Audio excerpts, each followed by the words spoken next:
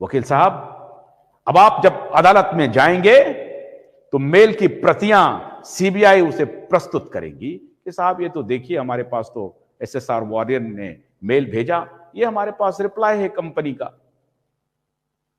ठहरेंगे नहीं आप अदालत में, टिकेंगे नहीं आप अदालत में। किस मुंह से पैरवी करेंगे, क्या दलील देंगे आप?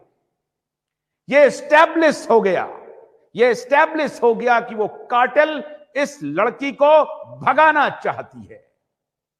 यह साजिश। एसएसआर वॉरियर को मैं एक और आज खुलासा कर रहा हूं। कल रात 9 बजे मैं एक और चीज दिखाऊंगा। इस देश के बिके हुए दलाल पत्रकारों की कहानी बताऊंगा, जो खुद को पत्रकारिता का मसाल लेकर चलने वाला बताता है, जिसके लाखों फॉलोअर हैं। उनके करतूत आपको दिखाऊंगा, उनकी कारगुजारी दिखाऊंगा कि कैसे उद्धव ठाकरे से नॉब होबिंग चल रही है, कैसे उद्धव ठाकरे की एक रैली को लेकर के बवाल खड़ा किया जा रहा है, क्योंकि उसके बेटे अभी जेल जाने वाले हैं। पत्रकारिता के शर्म को उजागर करूंगा कल रात 9 बजे। जिन्होंने आज तक कभी दिशा और सुशांत की हत्या पर एक रिपोर्ट नहीं बनाई, एक रिपोर्ट नहीं। कोविड के दौरान तो इसकी बेईमानी लोगों की खुल के सामने आ गई थी, लेकिन इतनी बड़ी हत्या हुई, इस पर कोई रिपोर्ट नहीं। ये जाने माने मैगसेसे अवार्डी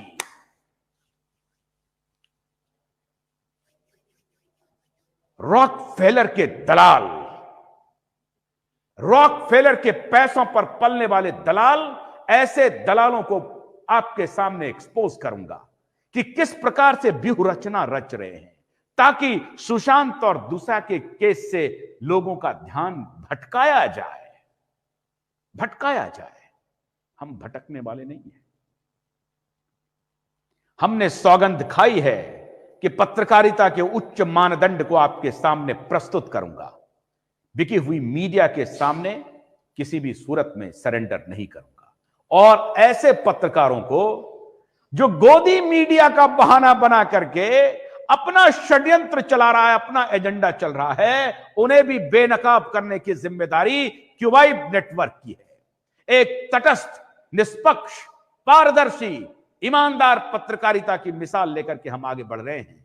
आप जैसे दर्शकों के सहारे ही बढ़ रहे हैं, आप जैसे एसएसआर वॉरियर के सहारे ही बढ़ रहे हैं। कोविड के दौरान जिन मित्रों ने हमें समर्थन किया, उसके सहारे बढ़ रहे हैं।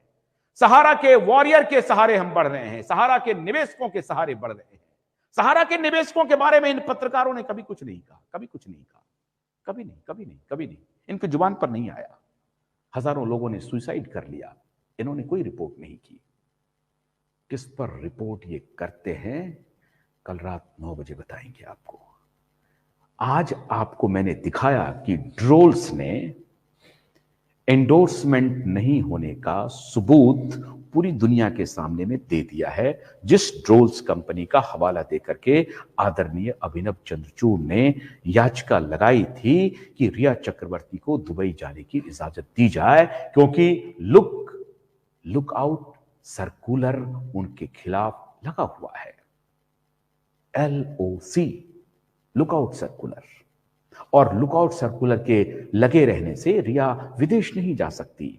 6 दिसंबर को आदित्य ठाकरे दुबई में, 6 दिसंबर को रिया चक्रवर्ती को मेल और मेल इनविटेशन, और इनविटेशन के बाद अदालत में अर्जी। सब कुछ मामला सेट था, क्योंकि पूरी ये कोशिश ये हो रही है कि SIT अपनी जांच आने वाले दिनों में देगा और संभवतः 31 दिसंबर के पहले गिरफ्तारी भी हो जाए। सरकार के कबीना मंत्री इसके बारे में कह रहे हैं। ये सब चल रहा है, लेकिन ये सब इसलिए चल रहा है कि SSR वॉरियर चौकन्ना है, सजग है। बहुत बहुत शुक्रिया, बहुत बहुत शुक्रिया सचिन, उन भाइयों को, उन बहनों को जिन्होंने ड्रोल्स को मेल किया, ये सच्चाई दुनिया के सामने लाया। आपकी लड़ाई अद्भुत है, आपको सैल्यूट करता हूं। कल रात 9 बजे हम आपको उन पत्रकारों की कारगुजारी दिखाएंगे। चौंकिएगा मत, आपका कलेजा हाथ को आ जाएगा कि किस प्रकार के षड्यंत्र ये सभी करते हैं।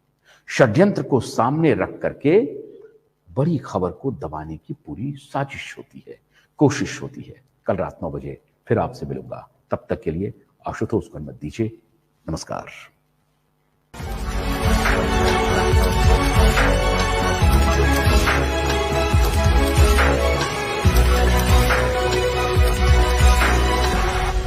भोलानाथ का ब्रश कटर एक बैटरी चालित मशीन है जिसका चार्जिंग समय 3.5 घंटे है। यह 6 से 8 घंटे के प्रभावशाली संचालन समय का दावा करता है, जिससे यह एक बार चार्ज करने पर 16,000 वर्ग फुट गेहूं या चावल के खेतों को कुशलतापूर्वक काट सकता है, जबकि इसका पेट्रोल समकक्ष व्यक्ति उसी कार्य के लिए 1,000 रुपए मूल्य का पेट्रोल खर्च करता है।